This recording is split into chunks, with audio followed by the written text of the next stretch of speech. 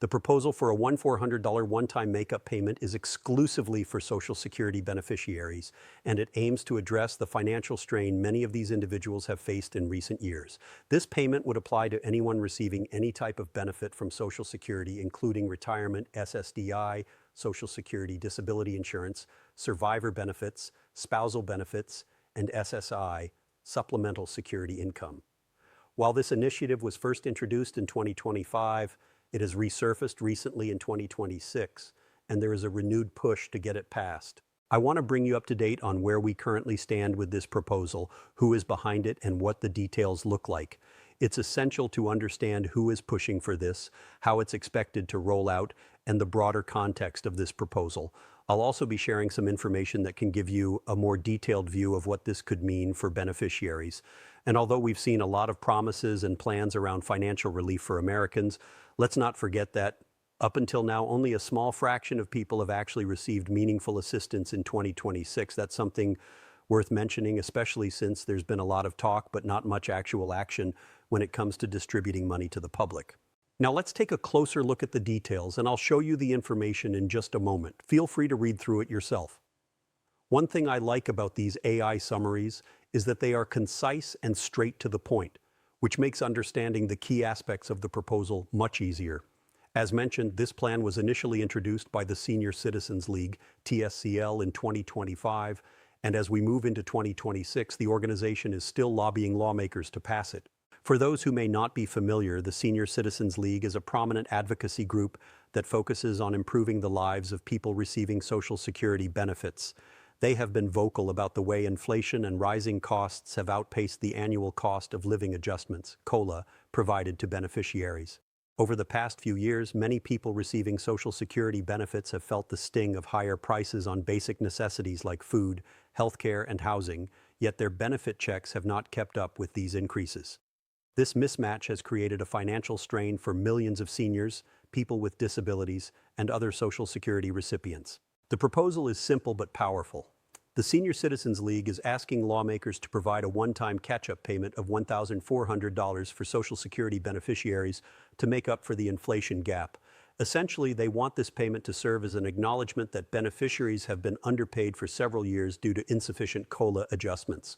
Inflation, especially in key categories like shelter, healthcare, food, utilities, and transportation, has been much higher than what the annual COLA increases have reflected. Many of the fixed expenses for Social Security recipients, such as rent, medical bills, groceries, and transportation, have experienced substantial price hikes. These increases have severely affected their ability to make ends meet.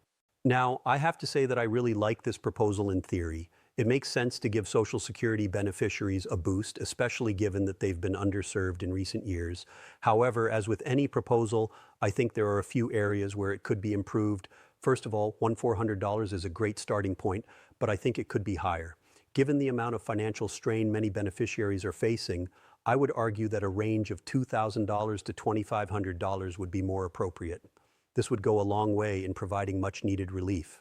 If we're being honest, $1,400 might not be enough to truly get Social Security beneficiaries back on their feet for long. After all, we all know that inflation isn't going away anytime soon, so this payment should reflect the reality of higher costs in the long run. Secondly, I think it's important to consider how this payment is going to be funded. The Senior Citizens League has proposed that this $1,400 be paid out of the Social Security Trust Fund, but I don't think that's the best approach. While it might seem like an easy solution, there are concerns about the long-term solvency of the Social Security Trust Fund, and many lawmakers would argue that using these funds for a one-time payment could drain the fund faster than we'd like. That would put future beneficiaries at risk. Instead, I believe this payment should be made out of general federal funds rather than the Social Security Trust Fund. This way, we avoid creating additional pressure on an already strained system. Another adjustment I'd suggest is to better target the payments to those who need it most. While the proposal includes all Social Security beneficiaries, I would recommend phasing the payment based on income levels. Those with the highest Social Security benefits likely do not need an additional $1,400 as much as lower income beneficiaries. I think it would be more effective to prioritize the lowest income recipients, who are often the most vulnerable.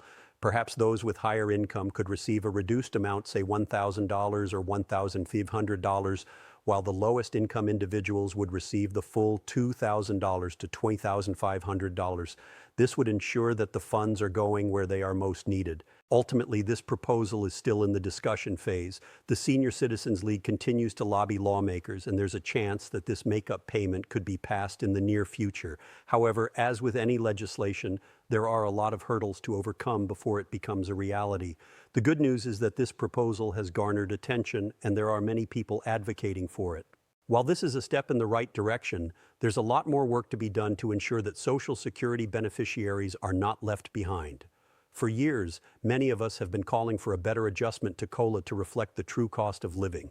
The truth is, for far too long, Social Security recipients have been receiving benefits that don't align with the realities of inflation. We've seen this in the rising prices of everyday goods and services.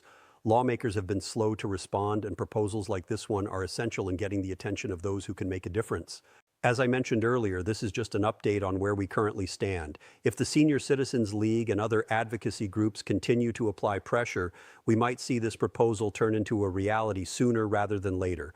I'm certainly hopeful that we can get this one-time payment passed and that it can provide much-needed relief to those who've been struggling to make ends meet. We've been talking about these issues for a long time now, and it's time to see some action. Stay tuned for more updates as we learn more about how this is progressing. As this proposal continues to gain traction, it's important to recognize that while a one-time payment is helpful, it's not a long-term solution to the ongoing financial struggles faced by Social Security beneficiaries. The reality is that inflation and rising costs are not going away anytime soon, and the purchasing power of Social Security benefits has been significantly eroded over the years. For many, these one-off payments, while beneficial in the short term, do not address the larger issue of stagnant benefit increases that fail to keep pace with the cost of living. This is why ongoing adjustments to the COLA system need to be prioritized alongside such relief measures. If we are serious about helping seniors, people with disabilities, and other Social Security recipients, we must focus on more sustainable, long-term changes that will ensure their financial security for years to come. Furthermore, it's worth noting that the impact of these payments and the discussions surrounding them are also revealing a broader issue: the disparity between the financial well-being of Social Security recipients and those of lawmakers and higher-income individuals. It's often the case that people who are not dependent on Social Security benefits have a hard time fully understanding the day-to-day financial difficulties faced by beneficiaries. This disconnect is part of what makes it difficult to achieve the kind of systemic changes that could provide long-term relief. Lawmakers who have never relied on Social Security or lived on a fixed income may be less inclined to support significant changes, even though they would benefit the most vulnerable in society. Advocacy groups like the Senior Citizens League are essential because they highlight these disparities and push for policies that help those who are often left behind. One other crucial consideration in this debate is the need for greater transparency and accountability in how Social Security funds are managed and allocated. While there's been a lot of focus on the solvency of the Social Security Trust Fund, there hasn't been as much attention paid to how the funds are being distributed and whether there's room for improvement.